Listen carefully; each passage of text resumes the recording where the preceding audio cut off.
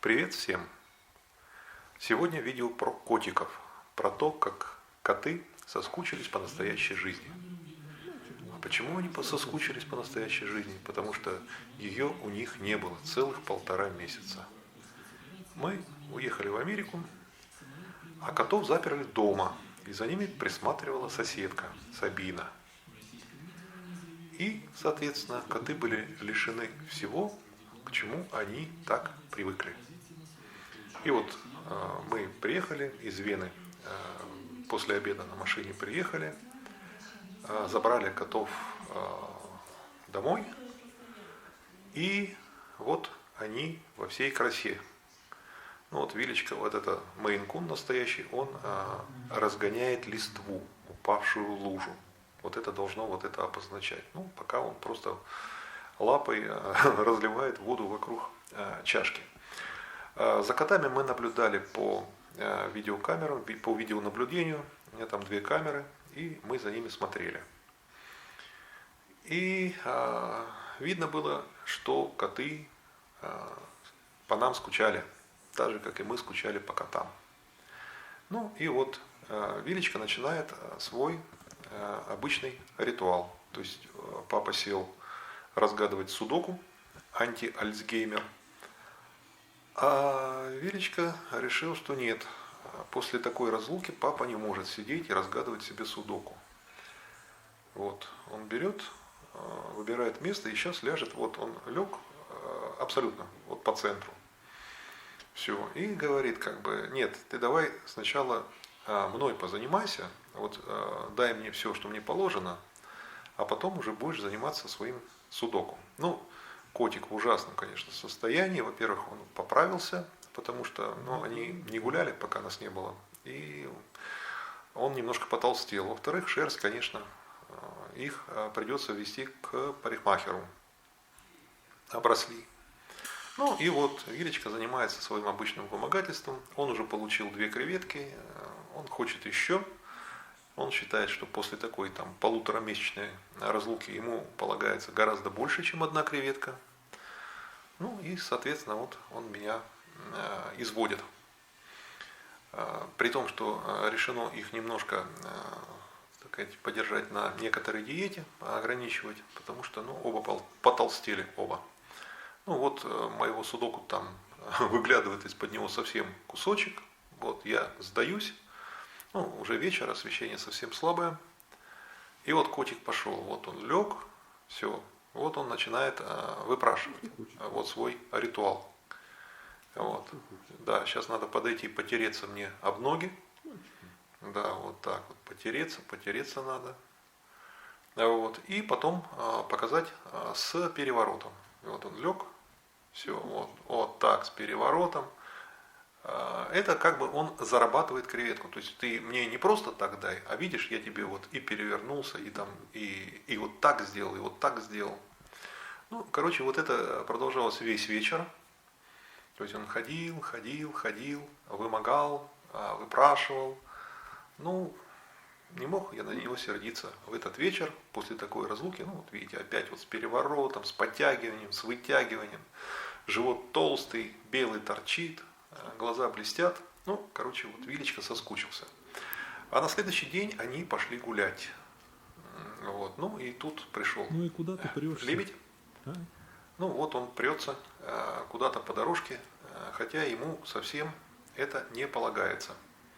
Ну вот он приходит на террасу. Видимо, долго никто не выходил, и он решил подняться на террасу. Это пушка, она отходит. С лебедями отношения у них сложные, они на нее шипят, но она их, честно говоря, не особенно боится. И вот этот идет. Лебедь на суше – это существо достаточно неуклюжее.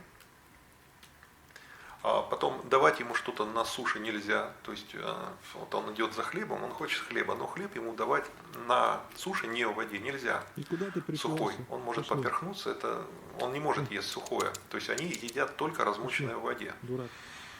Вот. И лебеди, хотя они гораздо умнее уток, особой сообразительностью не отличаются все-таки. И вот он, там подальше сидит Вилечка.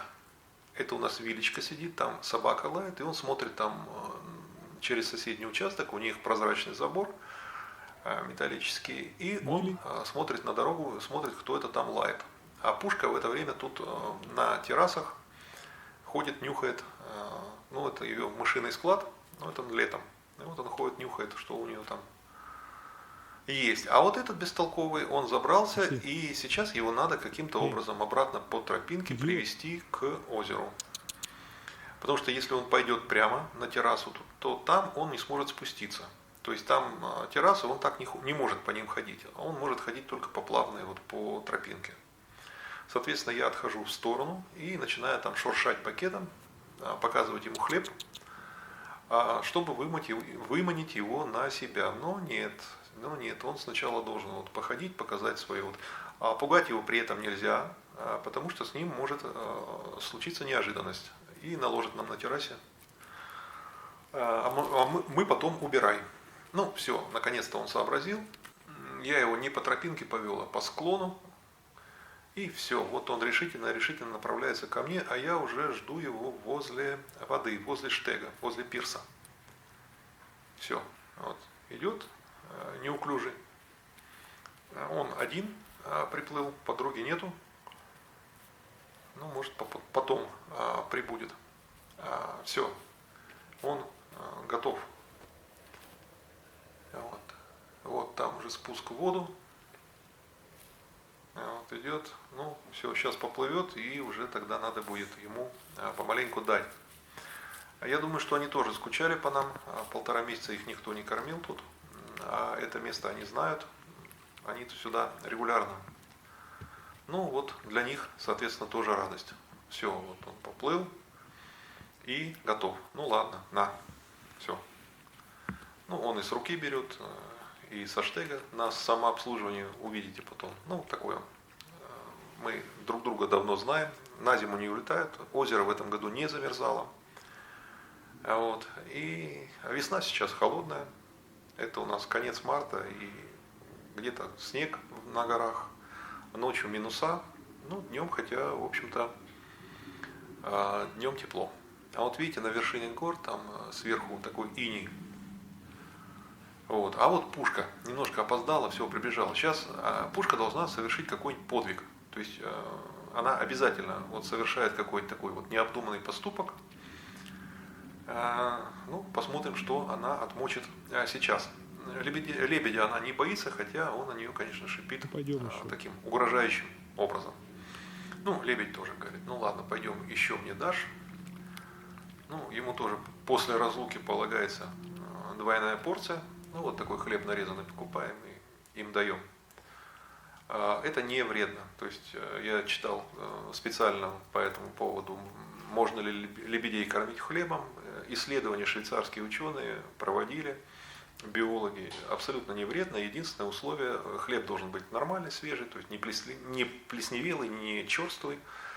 И давать только в воде. То если давать в воде, то никаких проблем нету. Лебедь размачивает и ест, то есть все абсолютно нормально. Ну вот Пушка лежит, готовится к совершению подвига, вот, а лебедь тут рядом, вот он на самообслуживании сейчас. То есть я ему положил, вот он все взял и съел. Вот если я им иногда оставляю, если лебедей нету, я им оставляю. Ну, бывает, сороки склевывают. А вот сейчас Пушке, вот она сидит, ну, похоже, будет запрыгивание на перила. Это у нее такой любимый трюк. Перила абсолютно не предназначены, не приспособлены для того, чтобы на него прыгать. Она там, вот, смотрите. Вот. То есть она несколько раз приходила абсолютно мокрая домой. То есть, видимо, вот после подобного подвига все это кончалось трагически. То есть она падала в воду. Один раз это учудило этой зимой. То есть хорошо мы вовремя заметили, она пришла в виде одного куска льда.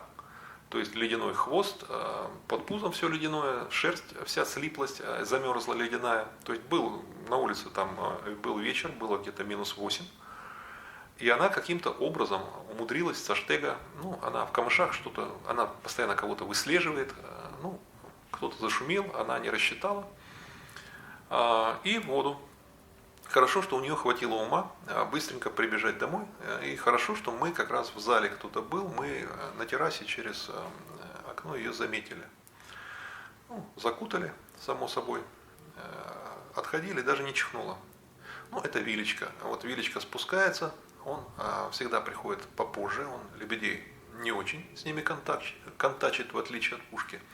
И сейчас этот идет, у них с Пушкой план.